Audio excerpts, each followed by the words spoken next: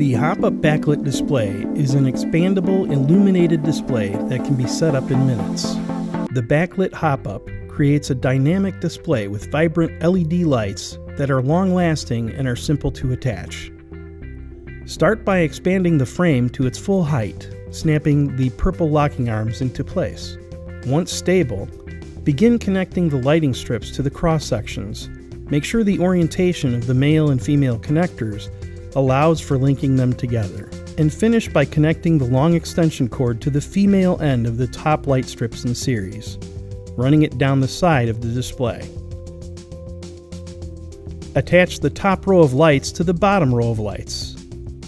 Connect the lights to the power supplies, top row first, followed by bottom. Once the lights are all connected, apply the graphic to the display, stretching it to wrap around the end caps.